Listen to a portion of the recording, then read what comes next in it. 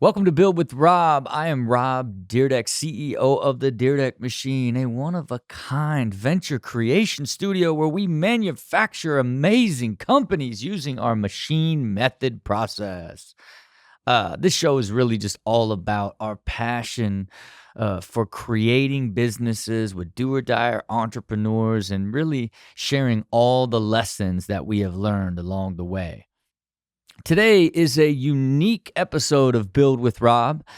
As some of you may know, we take pitches on our website. We really ask if you have an idea and you want to share it with us and potentially partner with us, and you really are a do-or-dier, then come to our website, create a video and upload it and share your idea with us. Now, I can't tell you how much I love these videos. I love how committed people are when they take the time and energy and share their passion with me. I watch every single one of these videos, and I really felt like the right thing to do was to talk to each person, because some of these entrepreneurs have great ideas. They're not the right fit for Dyrdek Machine, but I really want to be able to share my insight and sort of knowledge and give them a little bit of mentorship to help them along their journey. So I invited them to ask me a handful of different questions, and this episode is really connecting with each one of these entrepreneurs and answering some of the questions that they have for me. First up, KAYVON,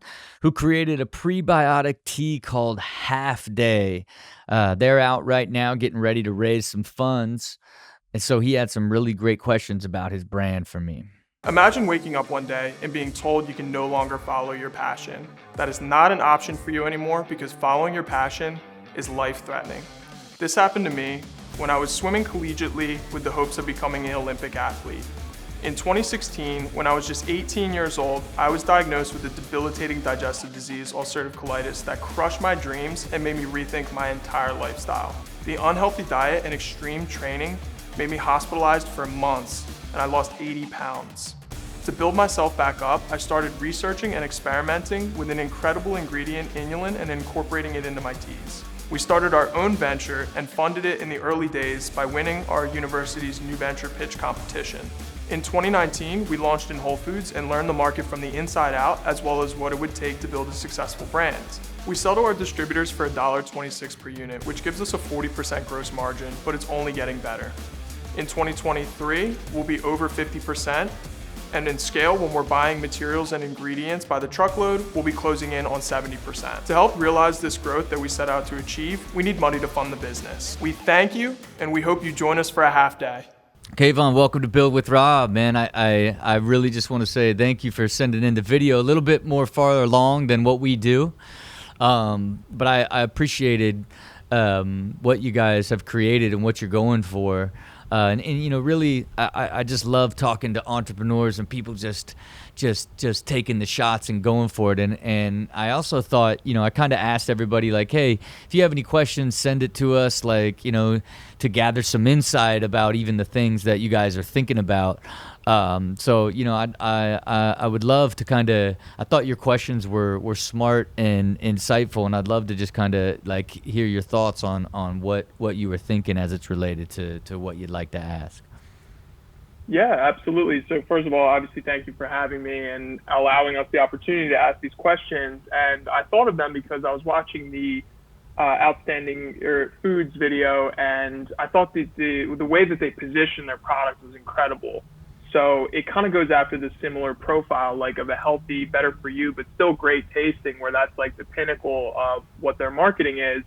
And I was just kind of curious as to if they launched with that marketing message and then pivoted as like consumers started to give them feedback, like, oh, hey, I really like this aspect of it, or I really like this aspect of it, or did they kind of just nail it out of the gate? Well, look, to me, it's number one. Very beginning, won't even consider doing a consumable without leading with taste. You know what I mean? Like, I just can't even. And to me, when I first met Billy G, it was presented to me as fresh soul, right? And like, it's like, man, it has nothing. It was the pigless bacon chip, right? It's fresh soul. I'm like, it doesn't even connect with like how amazing this tastes. When you taste it for the first time, you're like, God, it's like heaven. You invented an entirely new category. So even as we develop the brand, we loved the name Pig Out because it was real aggressive and it captured their attention, right? We had this sort of philosophy is capture, compel, convert, right? So get someone's attention, then tell them a story of the value of your product, then convert them to a consumer, right? So Pig Out was really loud. Then you read how delicious it is and all that it's plant-based and has functional aspects of it with protein and all this stuff, and then that converts you, right? And that's just something that you really got to think about. And the reason we called it outstanding is we wanted taste at the top of the pyramid, right? Because it's like, forget about the functional benefit and what it can provide you as a value and a value prop of that product if it tastes bad.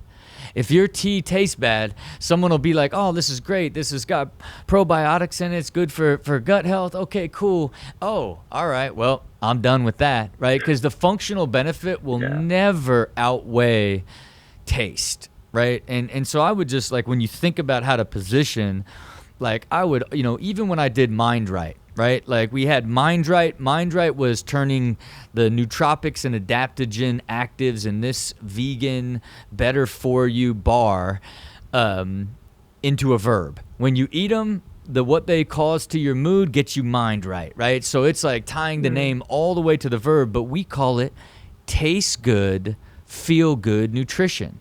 Again, we led with taste because you're going to eat this thing, right? So it's like anytime you're going to consume it, it should be taste over everything. So that would be something that I think you should really, really think about when you think about positioning the product, Absolutely. And that leads very nicely into the next question that I had, which was, how did you guys in the beginning with Outstanding Foods or Mind Right get people to initially try the product and like get them hooked on the taste? Like, was it a lot of in-store demos? Did you do a lot of marketing, like free products? Like, how did you guys kind of get the word out there so that you incentivize trial? Well, I think trial, especially with COVID right now. Yeah, and look, and I think trials evolved in the last 5 years with like paid marketing, right? And so it's like what you have to do is declare it. You got Lil Wayne it. I'm the best rapper alive. You know what I mean? Like, and how you do that is testimonial videos. So it's almost like you're convincing somebody who watches and somebody eating it and being like, I can't eat, describing it so that it basically, converts somebody to want to now go to the website and buy it. And then there's a million different things you've got to consider in that. Now it's like trial packs, for Mind Right, since it's a bar, pay for shipping, we'll send you 3 bars, right? We also launched simultaneously on Amazon and Amazon Prime, right? Because you tell somebody, hey, taste how delicious it is. It's so easy on Amazon Prime.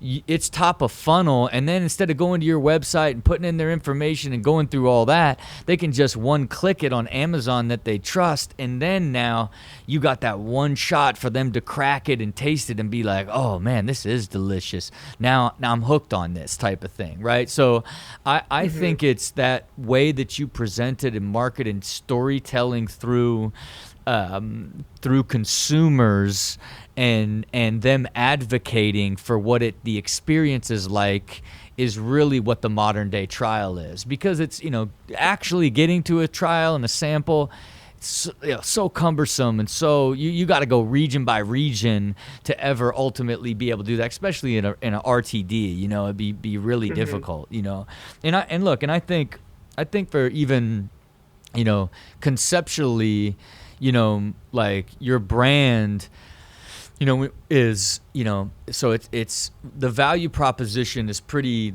like it's, a great tasting tea, low sugar with digestive benefits, right?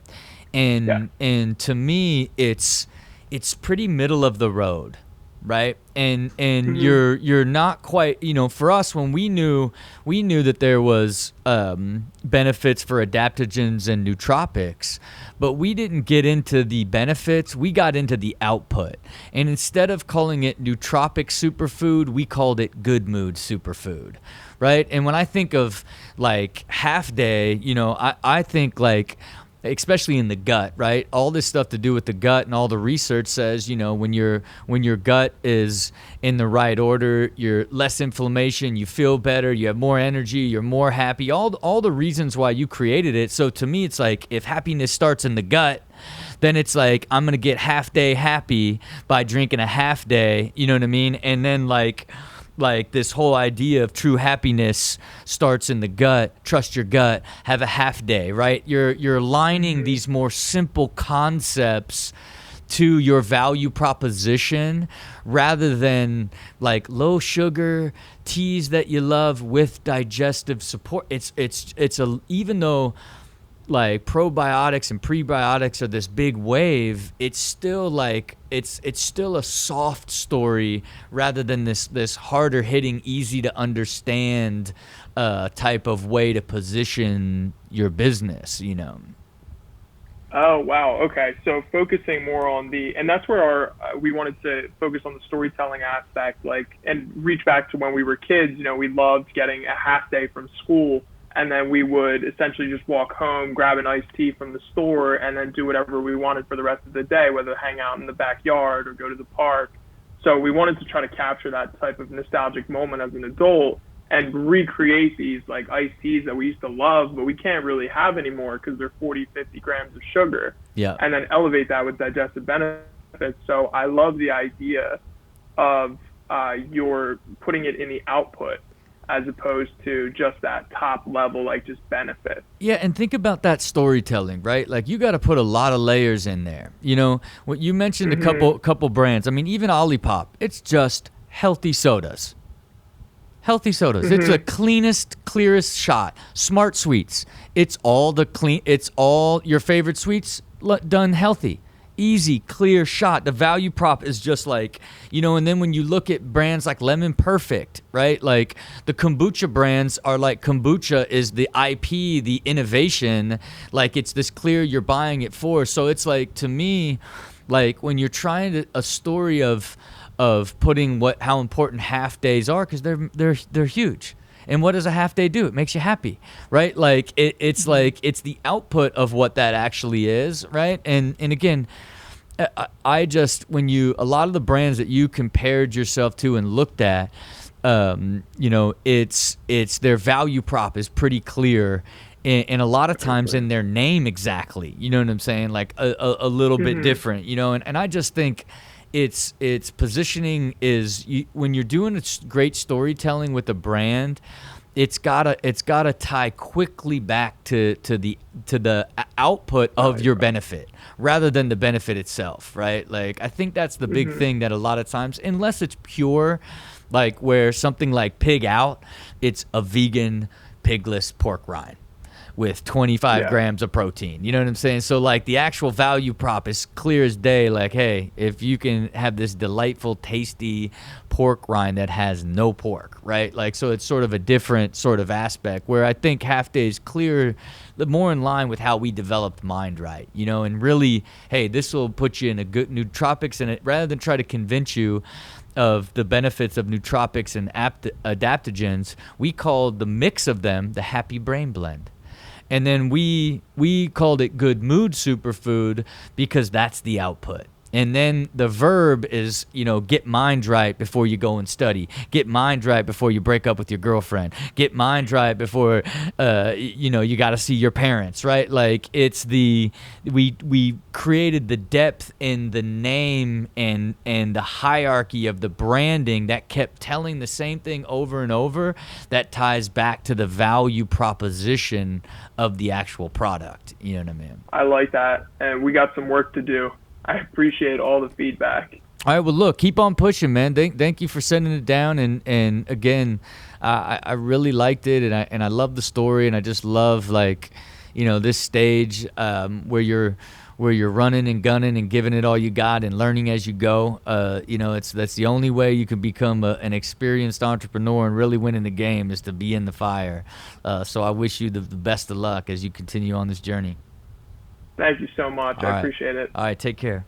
All right, next up, we got a pitch from a young man named Lance Korhorn, who had a new innovative tent concept that he wanted to pitch us, partnering with creating the company with him.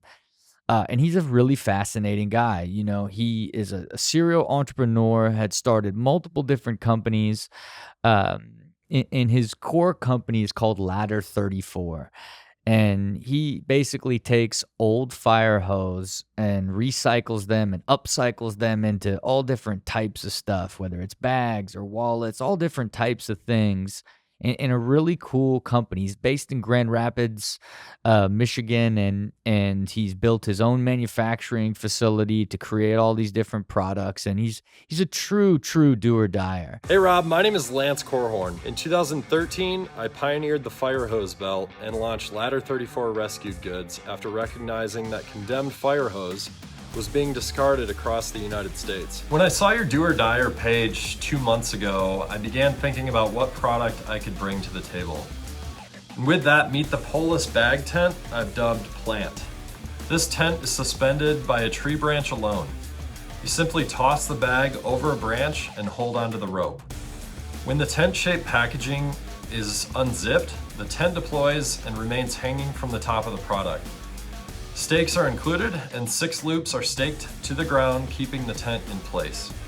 I'm gonna push myself to the absolute limit until I reach my vision with discipline and perseverance every step of the way. Lance Korhorn, welcome to Build with Rob, man. Thank you so much for having me. Hey, first of all, I just, I want to just thank you from the bottom of my heart of, kind of seeing the call for the do-or-diers, being a true do-or-dier and coming in, and it's a big ask. Like, hey, if you're going to pitch us an idea, here's how we look at business. Pitch back to us how we look at business and how you're a do-or-dier and how you'd be a great fit at the Dyrdek Machine. And really, you studied everything, you looked at it, you really paid attention to the details, and then put together an extremely detailed and thoughtful video about your idea that led us here today to talk through that idea, ultimately learn more about you and sort of what makes you a do-or-dier, and to see if there's an opportunity together with this idea or even in the future. So again, I just want to thank you for how much effort you put in, and you are in fact the very first person. Well, I appreciate that very much. No, following the guidelines of everything that was put together was clear and concise, and I knew exactly what I wanted to say to execute that. So one of the things that always has become frustrating to me is when we do go camping, how much of a pain it is to set up a tent. And I think everybody shares a similar, story to what they've gone through with that. So how can we make that process easier? That was something that kept running through my mind. And then we having manufacturing here in house is it's really a blessing for creativity, because it gives me the opportunity to say, okay, hey, let's tweak this one thing, and we can just go back in the shop and do that real quick. So we experimented with this tent suspended from a tree. Very simple to set up. It really doesn't take much instruction, and tried it out a few times, and it works awesome. Started looking around in the market and didn't see anything else really like it. There's a few different concepts of easy setup tents, but this was something that compacts easily, and you can travel along with it. And then what did you see in the market as the opportunity, right? Is the value proposition of this tent ease, right? Is it the size of packing, the lightness of it, and then ultimately, what is the core value proposition of why somebody would buy it? And then who is the demographic and the core consumer that would actually buy this product? I'm curious your exact vision on that. Yeah, so I think all of those things, but ease being one thing. Shopping, I've gone to a few different stores just to look at packaging for these products, and how, there's an instruction manual that comes along with it, and how do you set up this product. So ease certainly is one thing. The lightweight, we came up with 2 different designs. One's a 2-person tent, one is a 4, and they're both under 2 pounds. So it's something that you can easily carry along with you or just clip to your backpack or however you travel. Um, you know, looking at the market at the camping space, I don't really see that there's been a lot of change in that space in such a long time. It's been the pole set up through the vent for quite a while now, and it seems that it's ripe for something new to come along, something that's easy. Like I mentioned, the hammocking has become such a thing, and it's the ease of just clipping it to trees, and you can enjoy your day that way. So I see the Gen Z, late millennials that are outdoors more, doing more of these camping trips, and I think that's really the core market for this product is the ease of use, and don't have to research too much about what the product is. It's pretty self-explanatory how to use it. I found it really interesting because number one, I appreciate when you go out and you provide market data. You're at least looking at it, right? And I went and validated this data. It's one of my favorite things to do. We would consider this the discovery process of the machine method, and normally if it's something that we are really interested in, we do a deep immersion because it's like you get excited about an idea and then you decide it's white space and there's an opportunity there without really looking at the market, And so for me, like when I think about, there has been a pretty big movement of people camping that has been driven by Gen Z and COVID, right? Where it's like you could either stay inside or you can go camp, and I think Yep. that I think everybody has all this free time, don't got to do anything. Let's go camp. I think that Right. was especially for the depth of surge. They added 10 million people that camped last year from the year previous, right? And so, when I look at that, is the opportunity in sort of that emerging market, that younger market? And I think if it is, is the way it's approached and the way you develop it different, right? And I think like you discovered where there is a market and an opportunity. Believe it or not, $3 billion global market isn't that big, right? And you got to keep in mind only about 600-700 million of that I think ends up being North America, right? So Yep. and it seems like a big number, but at the end of the day, when I think about approaching a tent opportunity, right? And developing it the way that you did, I look at it like, man, it's difficult when you have a single product that you're trying to sell to a certain demographic of people, because that means when you buy one of these, you're not going to buy 10 of them. You're not going to Right. buy 5 over the next 5 years. You're going to buy one. Right? I would akin it more to buying a bed, right? You're going to have it and keep it for a really long time, So when I think about the consumption behavior of a tent, it just goes, even though it sounds big, $3 billion market, 10 million new campers this year, $700 million market in the United States of America. If I can capture just 5% of that, I've got a $35 million business, right? And I love, you even put your thought into like, how much you can manufacture it for, right? Okay, with material, God bless that you can just order instead Right. of, having to like wait for somebody to finish and be able to recycle and then ship it back, as that hose is heavy.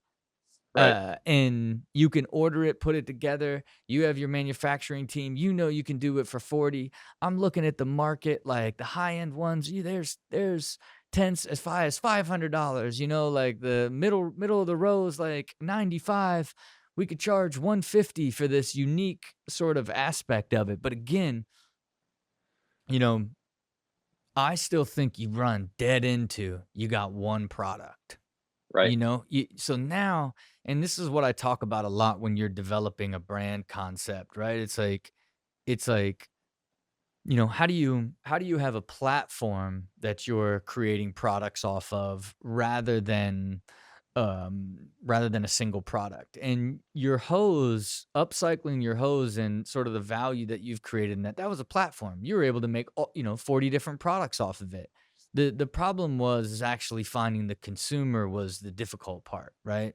And so now you look over it, to you the hardest part of course was you, since you're so deep in the manufacturing side and pushing the sales, seeing how hard it is to kind of build the supply chain for that and bring it to market and how much effort it takes, and then putting all that effort and not being able to drive the sales. I could see where you got frustrated on that because I think you said earlier, doesn't take much explanation. It's a tent.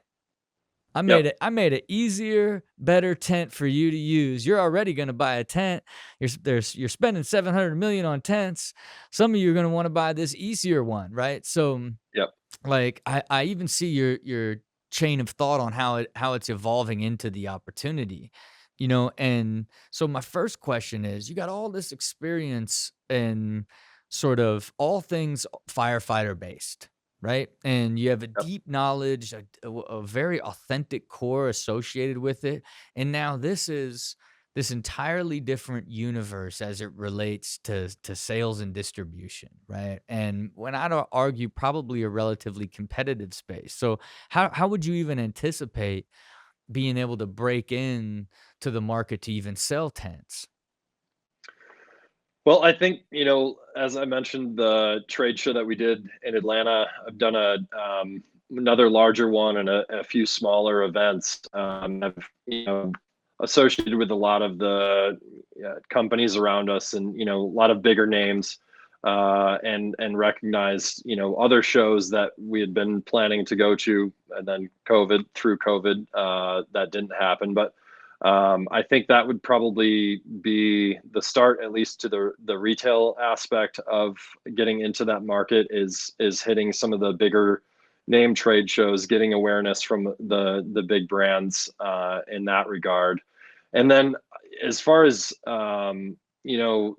different platforms online to be able to show the simplicity and the overall design is such a quick, um as I mentioned, like the cost to value, how quickly you can recognize that, that what that is, would be the online side of things. So Yeah, look, I don't know. It would have been. I just feel like this is one of those things where like you could, yeah. and look, and I wouldn't even.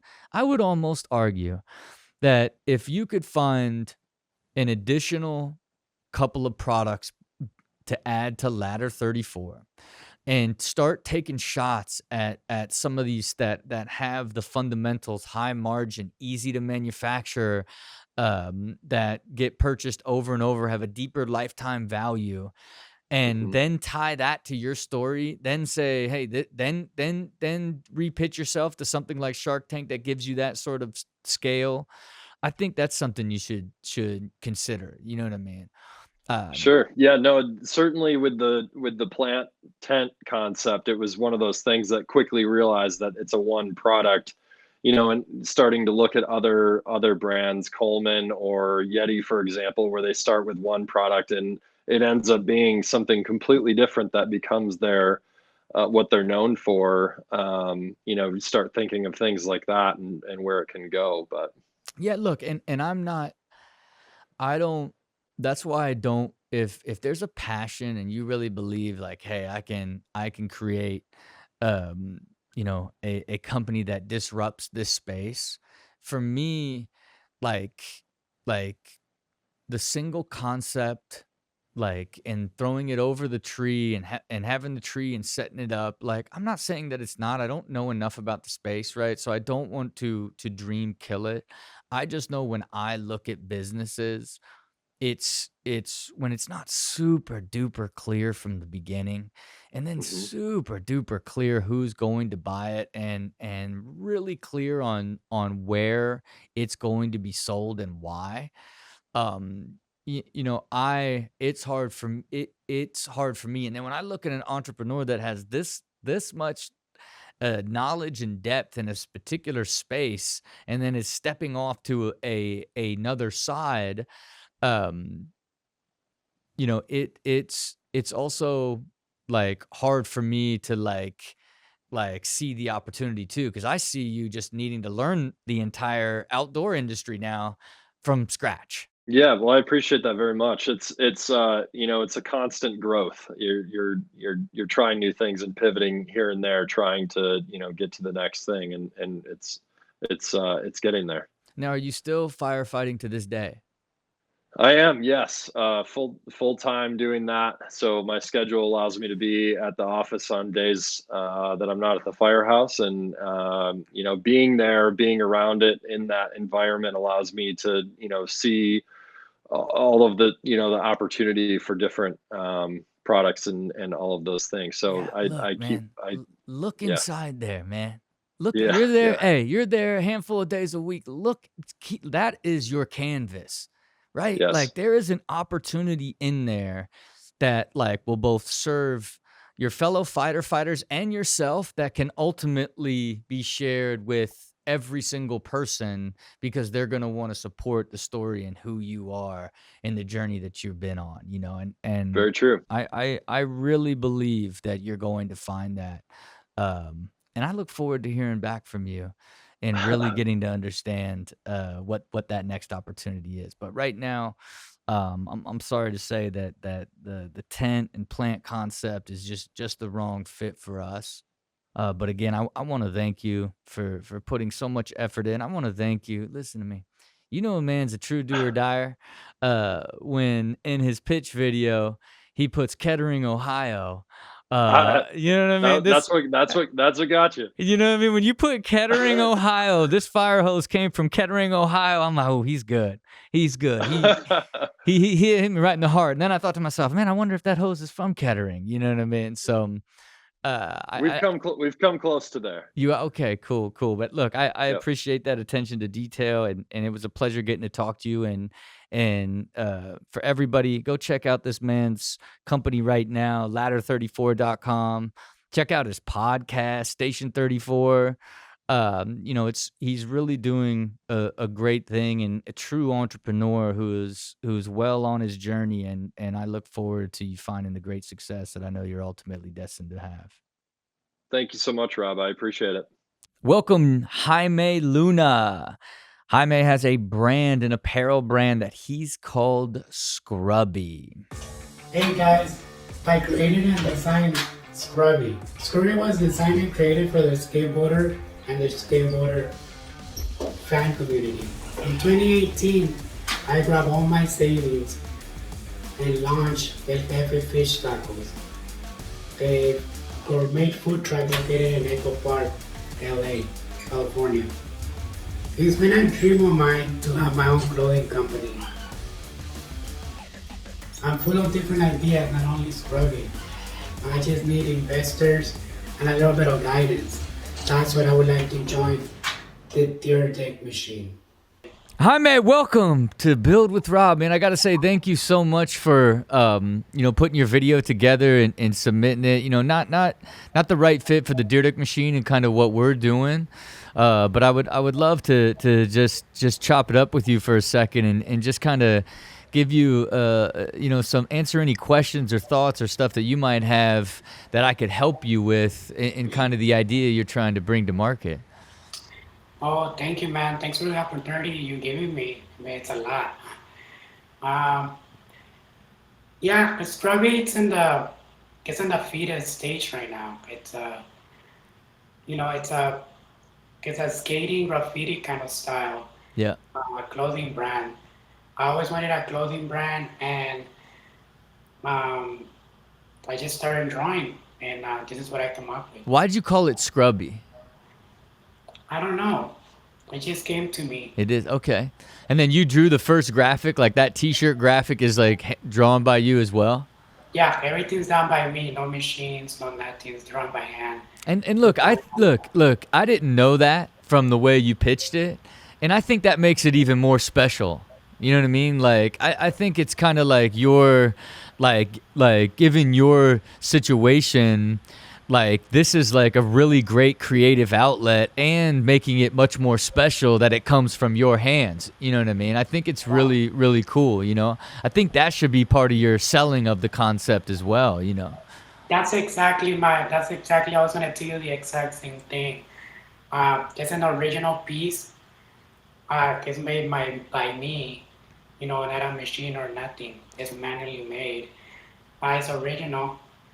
Yeah, and look, what I think you should really think about, like, if like, here's the story. It's you don't necessarily have to make it like skaters only, right? Like, you're making like a streetwear, skatewear, like just anyone that appreciates like a stylish t-shirt, type of apparel, and you are the story.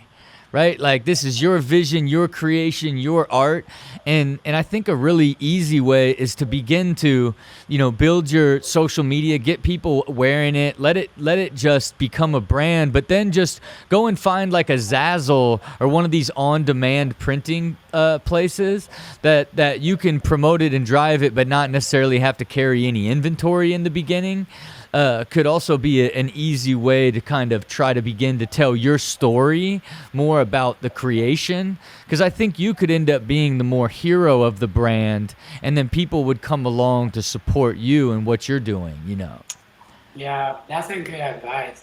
I mean, I don't know if you remember the video, but you know, I just lost the business, but Yep. I learned a lot from it. El Jefes. Looking at your fish tacos, man. Yeah. It took a lot of guts to open that up, but Yeah. it takes a lot of guts to open a business. Yeah, and look, and you know, it's probably painful, and you probably look at it from even if it's your passion, it's like it's timing too, right? Like, you know, like if you open it and then COVID hits, you know, you basically have no real way to even drive or build customers, you know what I mean? And I think, you know, you are doing the right thing, is always looking at different opportunities and keep taking shots. You know, like most entrepreneurs, you know, have to try a lot of different ideas till they find that home run, you know, and I think you have that spirit. You said you were relentless. You know what I mean? And I think like continuing to push that forward and applying that to all the ideas that you have, and looking to have one go. I think you just continue to use that energy until you find the right market for what you've created, you know. Yeah, that's what I'm trying to do. I mean, my first business, I don't take it as a failure. You know, it taught me a lot. Yeah. A lot. So all I need is like, you know, like the stuff you're telling me. Yeah. You know, learn more about like business, and I think I'll be pretty good at it. Yeah, and look, I think what you always got to focus on is love the idea, be passionate about wanting to do it, so you have the energy and the drive, but really learn the financial side of it.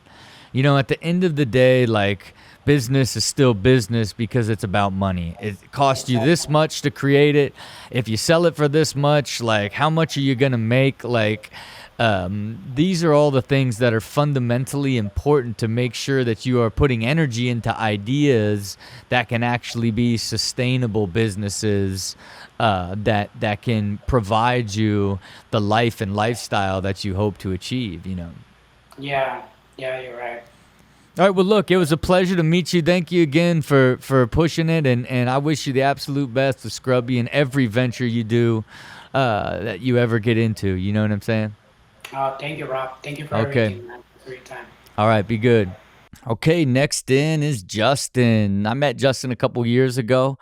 Actually was able to stop and talk to him for a little while and give him some advice. He sent a video in of a concept that he had, similar to what he was doing with his current business, Jig Reel Studios, but ultimately he really wants to talk more about life and balance and all those great things. Hey guys, my name is Justin Galindo. I'm the owner of Jig Reel Studios, as well as Warehouse One, and I also made a feature film called Loco. A little bit about myself. I actually met you, Rob. I want to thank you.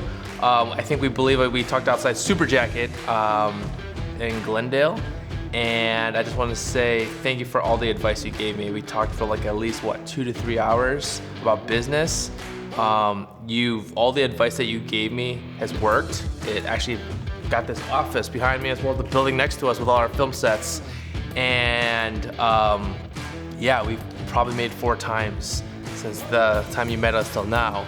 And I want to say thank you, seriously, at the bottom of my heart, man, this advice.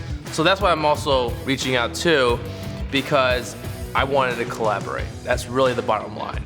The reason why I'm reaching out to you guys, because I want to start an online business.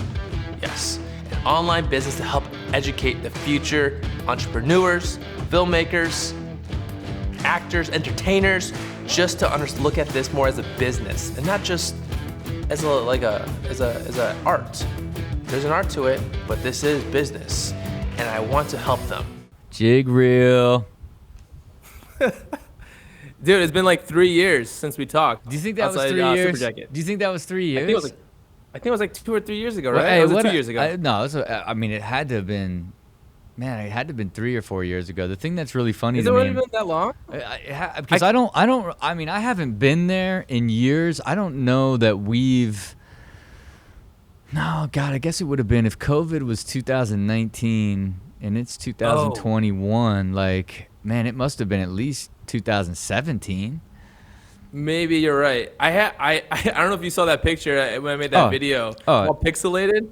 What I love. Look up the year. Look, what I love more than anything is this idea that your girl was like, "Can you talk to my guy?"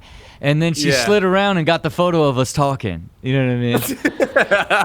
And I do remember talking to you, but I wondered to myself, did I really talk to him for 3 hours? I don't know if I talked to this guy for 3 hours. It was a long time. It was a long time because. The reason why, because all the girls that were out there were like, man, they've been out there for a long time. And so, look, I really love to know that you went on to and really you were cooking back then anyway, right? So, and as you evolve, but what I kind of wondered was, even from my side of like, even your pitch of like educational, like you really went just general broad stroke. Like, didn't really get too detailed. Like, why not? If you're gonna go through the trouble to make that pitch, how come not like hitting with like, hey, this is what here's the business that I'd really like to do. I was just curious about the general side of it. So, I was thinking maybe like we talk about, helping them like even like with mindset or even understanding how to practically understand the logistics of business aspects, practically how to network, build relationships. But I do think a big part of business is the mindset, man. Like if your mind is really dedicated into wanting to get there, it will get there eventually. And then what do you do? What do you do to practice that mindset, like personally? And how did you evolve and grow into that? Man, it took me a while, man, to be honest with you. The biggest thing, man, honestly, is like, meditations, looking for inspiration, honestly, and also like duplicating other people that I look up to, man. Honestly, just following what all you guys do, like the meditation, just consistent studying, practically becoming better every single day. And where I come from, I feel like that's not like really taught right away, and you kind of have to learn that, and at least that's my personal experience. And look, I think there's something really interesting. I think the idea that you came from it and had to like basically you came from a world where it didn't exist, the same as mine. My parents don't have a growth mindset. No one around me had a growth mindset. It was like evolving and growing. You be doing it naturally and getting better and being a self-taught self-learner was more like ambition and survival based, right? Like how do I do better and achieve more, like so in realizing it versus the way I'll raise my children, right? Where like everything is like every aspect of life is define what you want, figure out a path to get there and go get it, don't matter what it is, and every day you just want to get better and better and better. And when life is at its best, right, you are getting better and better at something that you want to master, that's also going to produce the lifestyle and the rewards and the fulfillment that you want personally to have your purpose and have the life that you really, to have your ideal life, right? That's what I think is sort of the other side of that development. So I say that, and you know, I think like for me personally too, like long term I will eventually share a philosophy that would be something that could kind of be taught, you know, over time. But I you know, when someone like you pit, like if you would have hit me with like, here's specifically the 5 things that we would teach, and this is what the and then here's how we would get people to donate to support so that underprivileged kids that don't have access to this would get the schooling for, like, I would have needed to see some like depth as it was related to like, okay, here's like a real opportunity versus like the general side of like, hey, let's teach kids growth mindset. Absolutely. General, But the thing is too is like at least with my goal, at least what I envisioned was, you know, obviously mindset was one part. Obviously, if you can break it off into different branches, if it's for acting, you can teach them like, here's some stuff we can talk about with, you know, understanding the business side of understanding the acting part of how to network and get an agent, how to find better auditions, anything that can help you grow and become better than just being the actor that just sits by the phone and expect things to happen for you, which is, I think personally, is like it can be suicidal in a way, in a way for your career, because you're just kind of sitting there expecting things to happen for you.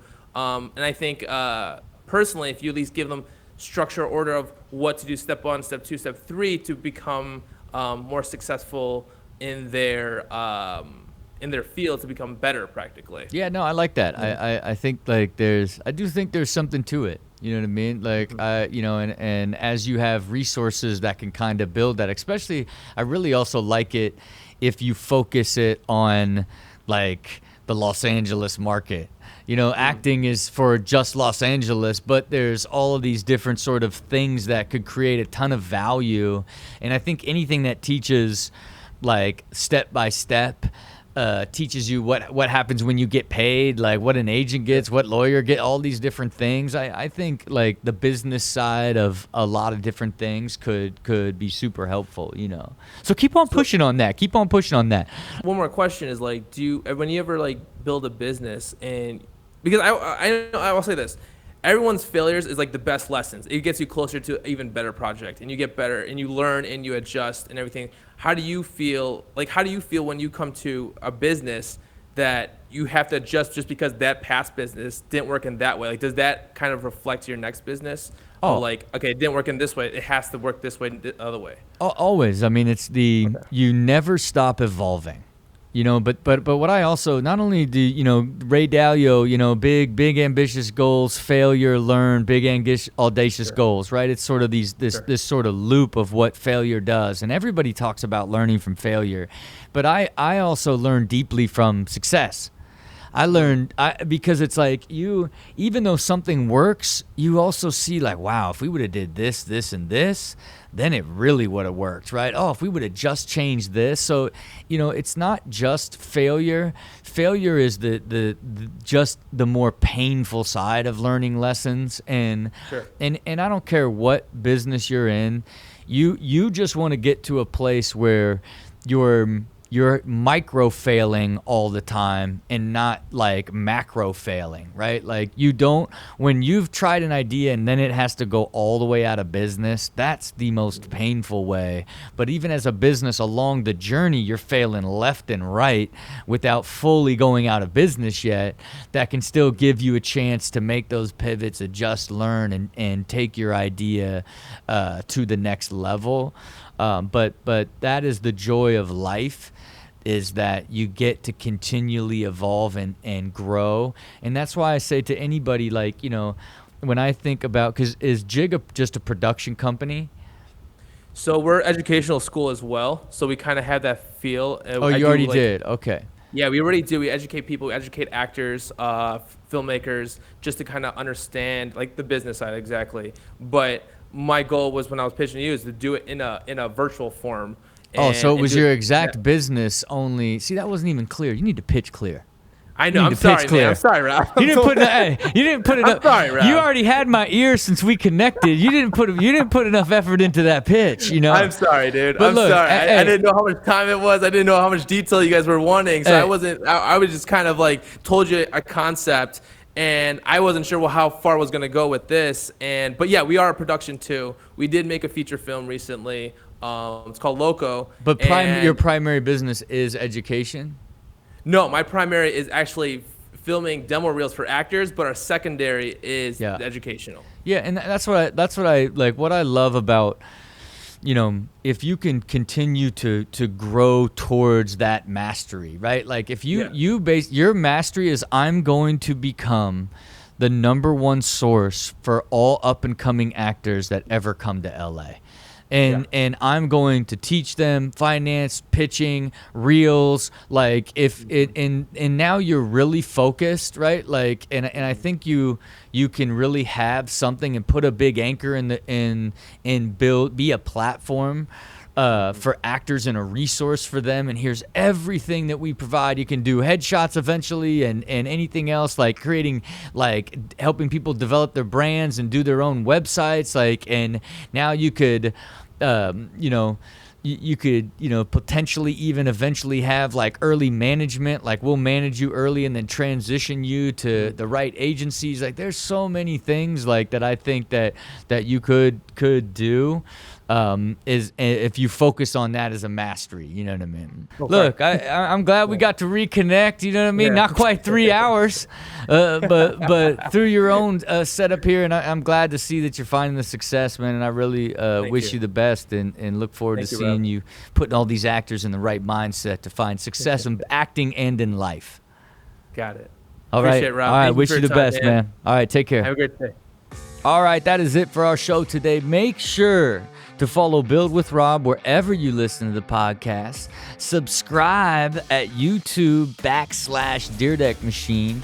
If you want to be part of our growing community of machinists, head over to DyrdekMachine.com and join the consumer collaborators that are really helping us evolve all of our product concepts. Of course, if you have an amazing idea and want to be integrated into this show, head over to DyrdekMachine.com and pitch Are You a Do-Or-Dier to us.